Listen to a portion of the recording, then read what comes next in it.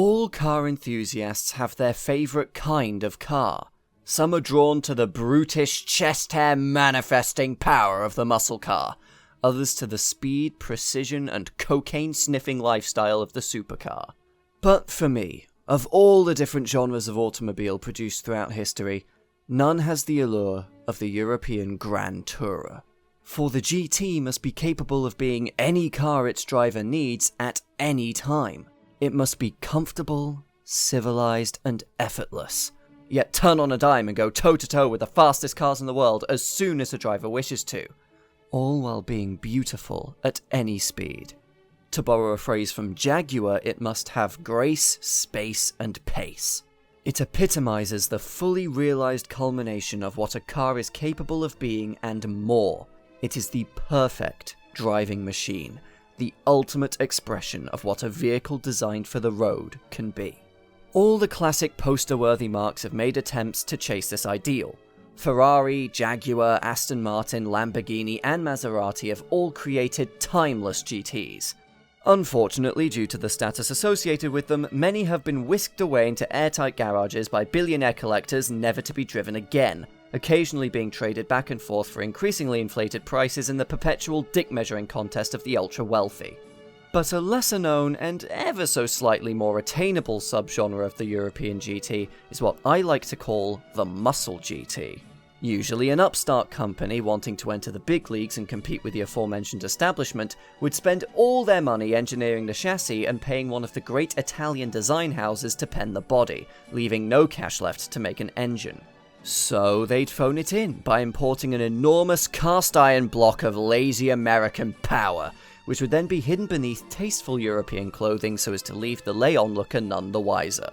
Here, hooked up to a manual more often than they were stateside, in a chassis that could actually attempt corners with some grace and putting power to the ground through longer-legged gearing designed for autobahn bombing rather than the drag strip, these comparatively crude lumps of grumbling torque were transformed into growling monsters that could genuinely give the likes of Ferrari, Jag and Aston a run for their money. Marques in this particularly nerdy corner of car lore include Jensen, Bristol, ESO and Monteverdi, each of which are deserving of their own video at some point. But tonight, I'll be talking about Facel Vega. And that's basically it. What did Ringo Starr, Pablo Picasso, Hassan II of Morocco, Dean Martin, Frank Sinatra, and Shah Mohammad Reza Pahlavi all have in common? They were all part of a secret cabal that kidnapped children across the globe and sacrificed them to the LGBT agenda to imbue Joe Biden with satanic forces, giving him the ability to make Republicans really triggered. And they all owned Facel Vegas, of course. But despite being the car of choice for the social elite the world over, Facel Vega would disappear from the face of the earth mere years after achieving stardom, and from much of the world's consciousness not long after. By most measures, they'd already hit the big time. So what happened to make them vanish with such certainty as to invoke the possibility of the Mandela effect? Please watch the video. I am taking this channel over in the name of the UK Ground Appreciation Society. As the UK Ground Appreciation Society's leading member, I am thrilled to see that there is finally a publication that caters to our needs. Ground News. Finally, we can quickly learn about the advancements being made in ground and what international socio-economic geopolitical developments will mean for ground. We're really looking forward to— Shut up, nerd! Ground News isn't about the ground. It's the coolest, most awesome news website in the history of mankind. Ground News gives you the tools to become a bigger brain news consumer, helping you identify media narratives and stick it to the man. Ground News collects dozens of articles from a wide variety of sources and compares them, rating them on factuality and political bias. Take this article on Tesla. Ground News allows you to filter out sources with mixed or low factuality ratings. Ground News' simple and easy to use preference system allows you to search for the topics you want to see. For example, I can sort for the freshest auto news by selecting the auto topic. Is there a topic about ground? No! Oh, actually there is. If you want your money to go towards this independent news venture rather than some uncannily large media conglomerate, use the link ground.news/binman to get 30% off their Vantage plan, unlocking all features for a little over $5 a month. Thank you to Ground News for sponsoring this video. Facel's story begins, as those of many post-war GTs do, with a little-known conflict called the Second World War. Bronzavia was a French company that provided components, such as carburetors, to the then blossoming and rapidly advancing French aerospace industry. As a quick aside, French interwar military planes were actually pretty damn good, but no one talks about it because it's not the sexy part of the interwar period. Meanwhile, one Jean Daninos, his surname is Greek so the S isn't silent, shut up, had set up shop as an engineering consultant. After helping reorganize Bronzavia's metal fabrication department, he was brought on as a technical director, and in late 1939 was put in charge of a new subsidiary called... Look, I'm not going to be able to pronounce this right even if I try, so I'm just going to go full Brexit geezer on this. Forges et ateliers de constructions dure et loi. This would thankfully be reduced to the acronym Facel. Naturally, Facel didn't have time to get up to much before the Nazis came barging through the Ardennes and setting up camp on the French coast to engage the British in what is to date the third biggest staring contest in history. During this time, Facel's factory was put to work by their occupiers producing the gasifiers for wood gas-powered vehicles, a bizarre outcome of the Axis regime's severe lack of oil refineries and bitches. Meanwhile, Daninos fled to the US, where he stayed on the Sigma grind set by using Bronzavia's patents in US manufacturing. Once the greatest multinational military operation of all time arrived on the coast of Normandy, and the biggest encirclement in history defeated the glorious area and Übermensch and their superior engineering after fighting a war, Facel separated from Bronzavia, merged with coach builder Maintenant, and began supplying specialty bodywork to other manufacturers. The best of these were the Ford Comet, arguably the first muscle GT, and two Bentley Mark IV bodies dubbed the Bentley Crestas. Designed by Battista Farina, of Pininfarina, it's here where we first see what would later become Facel Vega's signature look. In 1954, Maintenant left the partnership, but Daninos had been bitten by the automobile bug. By this point, all the great interwar French luxury marques were dead or dying. Delage was motionless, Delanoë and Hotchkiss would cease car production that year, and Talbot Lago was on its way out. Even the best of them all, Bugatti, had bitten the dust 2 years prior. This was mostly due to France's ruthless post-war tax system that heavily penalised engine displacement, encouraging manufacturers to build smaller, economical cars to mobilise the masses. While a noble intention, a legacy was being sacrificed in the process, and Daninos doubtlessly saw an opportunity to become the successor to the noble tradition of French luxury cars. Creating the Vega brand, that same year he presented the Facel Vega FV at the Paris Auto Show. Facel Vega? I barely know her! She face on ma selle till I vague. She vague on ma face till I sell. Built in the suburbs of Paris in a factory only a stone's throw from the banks of the Seine, the FV featured a tubular frame designed by race driver Lance Macklin, who would later start working for the company full-time after retiring from racing after being involved in the 1955 Le Mans crash. Beneath bodywork by Daninos that took inspiration from Pininfarina's work, sat a burbling 4.5-litre DeSoto Firedome V8. The FV showed great promise, especially with the wood and leather slathered interior fit to challenge that of almost any other automobile. It looks like the tasteful intercourse room of a promiscuous but compassionate early 20th century Gatsby-esque millionaire, which he uses to give the night of a lifetime to dozens of women, and the occasional guy, because, come on darling, God stopped watching this party a long time ago. Except that's not wood. What the fuck? I was promised wood. You told me it was going to be wood, and it's what not. What do you mean You it's not wood? You promised me wood, and you haven't delivered. How could you lie to me? I was promised wood, you snake oil I was salesman. told that there was going to be wood. I was ready Not for wood. What kind of a woman do you Is there take a me manager for? I can speak to about this wood? Where's the It's wood? something that I Nothing What the fuck are wanted you and people haven't selling been. me? that You're isn't delusional. wood. I wanted You people are wood. insane. I feel cannot betrayed. believe that I'm it's not offended. wood. You betrayed Lied your to company's me. values, your No, customers. wood, I'm give gonna go me post your this on wood. Twitter. Don't worry, it's not plastic. It is in fact metal, hand-painted to look like wood by one man, Facel Vegas, who did this for every car Facel Vega made. Did they raise him from birth to do this? Is this all he knows? Does he remember the taste of food, the sound of water, or the touch of grass? The weak link in this equation was, oddly enough, the DeSoto V8, which somewhat lacked the firepower to make the car a true sporting machine, especially once combined with the heavy handcrafted body. Each iteration of the FV would be an attempt to improve on this, eventually culminating in the final version of the original FV chassis, the HK500, which sported an enormous Chrysler B 6.3-litre V8 motor, which pumped out enough power to give a Ferrari pause for thought and enough torque to roll up tarmac like an accordion. If ordered with a manual transmission, a bespoke 4-speed designed by French firm Pont-à-Mousson, the HK500 was the fastest 4-seater in the world, topping out at 150 miles an hour, a truly mind-bending speed for the late 50s, and all the more impressive considering the car had a dry weight of over 1.8 tons.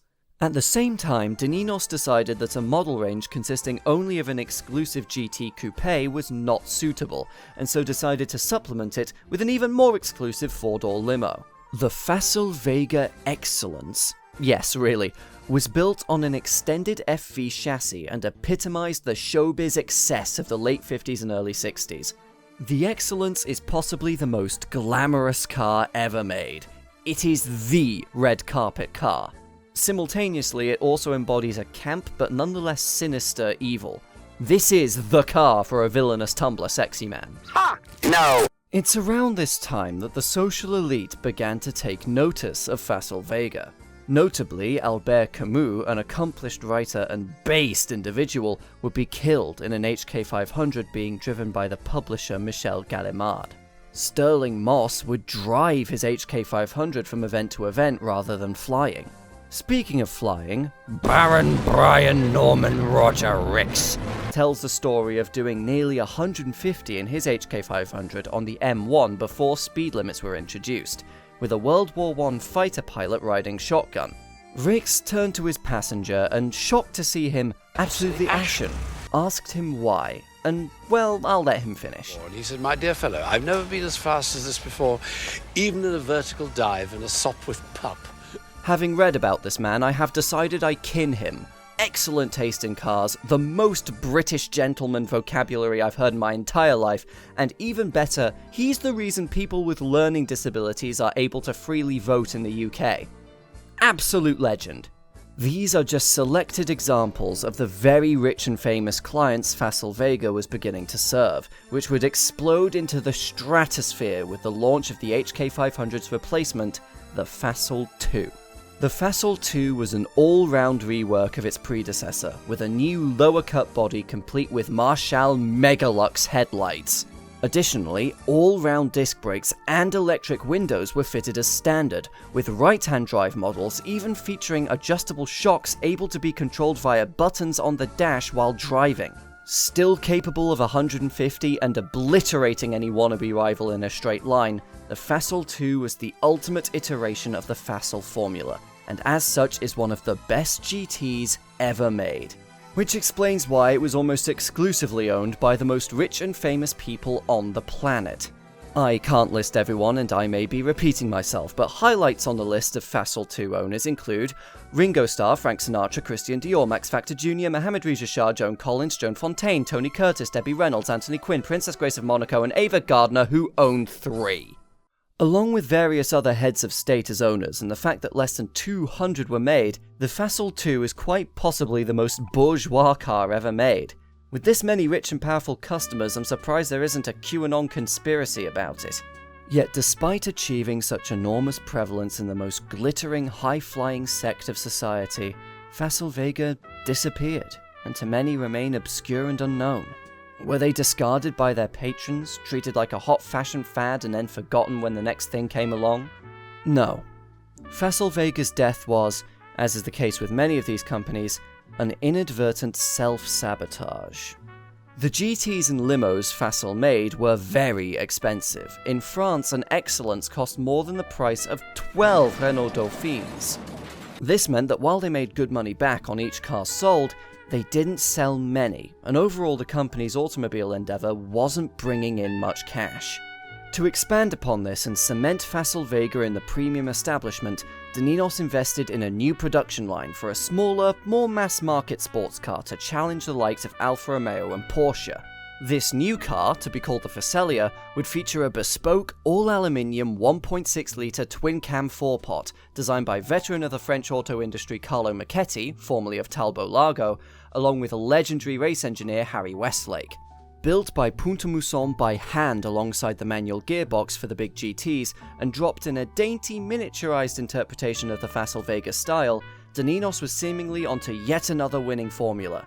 Causing quite the stir at its premiere at the 1959 Paris Motor Show, he was counting on the Facelia being a success, having taken a state loan of 600 million francs to build the production line. But buried deep within the Facelia, there was an overlooked but fatal flaw. Yep, it's nerd time again. You so-called car enthusiasts are going to learn how a car actually works if it kills me. As I hope you all know, the camshaft is a shaft with cams on it. These cams or lobes push open the valves as the shaft spins. Due to the high RPMs that engines operate at, these shafts have to spin very fast, and so are supported in lubricated bearings. The more of these bearings you have, the less the cam is subject to stress from torsional vibration. However, more bearings means more friction, which means worse throttle response, slower revving, and less power. Most engineers find a happy middle ground that suits the engine's application. The twin cam of rival Alfa Romeo used 3 bearings per camshaft, 1 at each end and 1 in the middle. Michetti was not satisfied with this, and in a sudden rush of shit to the brain designed a head with only 2 bearings, 1 at each end, leaving the camshaft to flop around unsupported in the middle like a big string of metallic al dente spaghetti. As I understand it, this was under the assurance that Pont-à-Mousson would compensate by utilizing a special high-strength steel for the camshaft, enabling the Facelia's engine to rev high, fast and hard without the friction of extra bearings holding it back. But whatever marginal gains materialized from this were not worth the high number of engine failures when the special steel proved not to be up to the job. Facel honored over 300 warranties and took out a second loan from the French state, this time for 1 billion francs, before Daninos was demoted from CEO to technical director and the company entered liquidation in 1962. However, while the company was being restructured, it was allowed to continue operating. In 1963, the engine was replaced with a 1.8-litre Volvo lump and the car renamed the Facel 3. While now as reliable as a Tory politician's propensity for tax evasion, and able to be fixed with a paperclip, a zip tie and a can-do attitude, the new engine was heavier and less powerful than the previous one. Furthermore, it was already being used in Volvo's P1800. Using the engine of a direct competitor is never a good look. Either way, it wasn't enough to revive sales figures. Neither was the fitment of an Austin Healey Straight 6 in an attempt to move the car up market with the Facel 6. What was supposed to be Facel Vega's big break ended up being its poison apple. Part of the restructuring had entrusted Facel to a subsidiary of Sud Aviation, but by 1964 the nationalized company no longer had the authority to provide continued funds to the ailing manufacturer. And after less than 3,000 cars were produced in 10 years, Facel joined the rest of the French luxury automobile industry and closed its doors. It's slightly poetic that a marque known for its attachment to the 1% would be brought down by an attempt to move into a larger market. Maybe there's a reason Bentley and Rolls-Royce have never followed through on attempts to do the same. If slightly less ambitiously engineered, it's possible the Facelia sells well enough to keep Facel Vega, and therefore the French Grand Tourer, alive. Facel Vega's excess would surely have found a home in the materialistic, image-obsessed 1980s. Instead, for a brief flash, Facel barged onto the scene, immediately acquired the most exclusive clientele in the world, refused to elaborate, and disappeared as if they'd never been there. But ultimately, the world's wealthiest weren't left wanting after Facel's death. Because afterwards, Sud Aviation was itself restructured to allow for the development of a new airliner, unlike any seen before.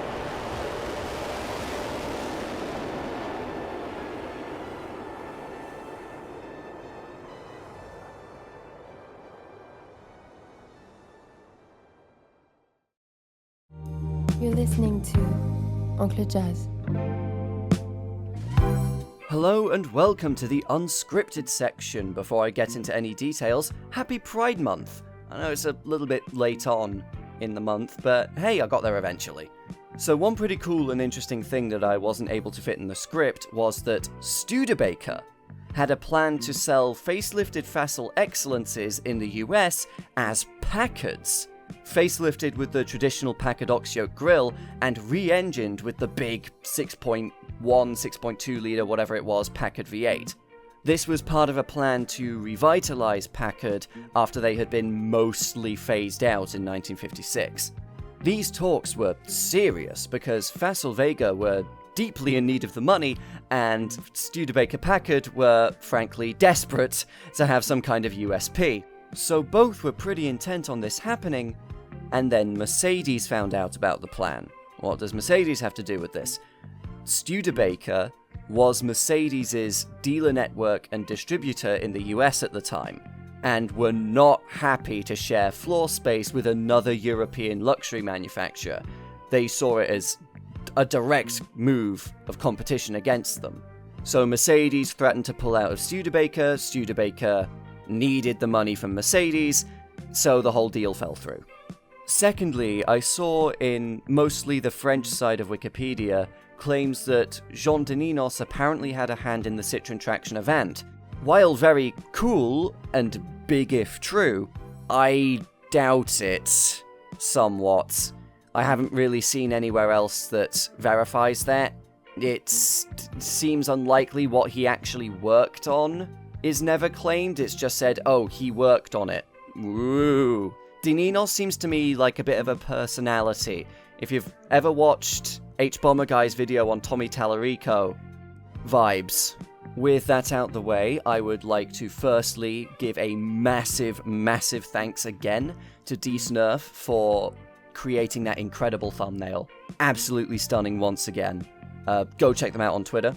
Thank you to Lord Hardthrasher, whom I had to consult for that literal single sentence on French planes. Wanted to make sure I got that right. I would like to thank Harv for creating the little game show bit.